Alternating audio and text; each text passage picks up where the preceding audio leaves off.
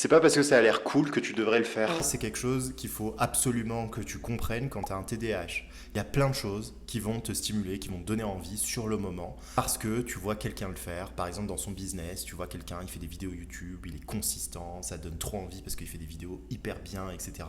Sauf que déjà, t'as pas la même énergie, t'as pas les mêmes moyens, et surtout, tu te compares à quelqu'un qui est au niveau 10 pendant que toi, tu es au niveau 2, par exemple.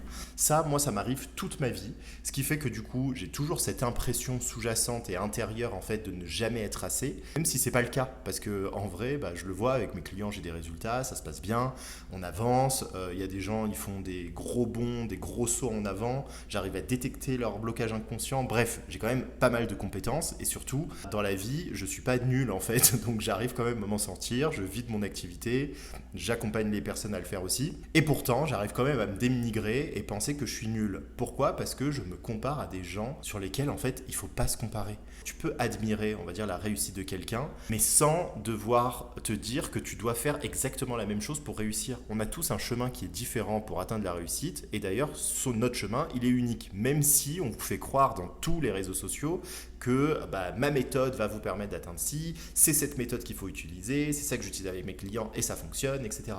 Moi, c'est pour ça qu'avec mes clients, finalement, effectivement, j'ai une certaine méthode, mais elle est toujours adaptée finalement à ce que la personne a envie de faire, par quoi elle est stimulée, c'est quoi son niveau d'ambition aussi, parce que ça compte. Si ton niveau d'ambition c'est d'être milliardaire, c'est pas du tout la même chose que tu vas devoir faire mettre en place que si ton ambition c'est juste bah, de vivre de ton activité à côté. Il n'a rien à voir en fait. Donc du coup, ça il faut le prendre en compte et il faut arrêter de culpabiliser parce que bah, Pierre-Paul Jacques fait des choses qui ont l'air cool et que tu te dis putain j'aimerais trop faire ça, mais que toi tu n'y arrives pas à le faire parce que tu prends pas en compte ta stimulation. On n'est pas stimulé par les mêmes choses et on n'a pas le même niveau d'énergie quand on a un TDAH. Donc nous on doit aller vers le plus simple et le plus efficace pour nous, et le plus simple et le plus efficace pour nous ça ne veut pas dire qu'on va être nul ou qu'on va être médiocre, enfin qu'on va pas être assez en fait, pas du tout. Justement, la simplicité c'est là où vous allez avoir le plus de magnétisme. Parce que si c'est simple pour vous, ça ne l'est pas forcément pour tout le monde en fait. Donc au lieu de chercher le truc complexe qui va vous flatter votre ego mais qui finalement vous n'allez pas du tout tenir, regardez qu'est-ce que vous faites de manière simple, efficace et qui vous demande le moins d'efforts finalement pour atteindre le résultat. C'est tout. Vraiment, ne vous prenez pas la tête, vous allez gagner du temps, de l'énergie et surtout, vous allez atteindre le résultat beaucoup plus facilement.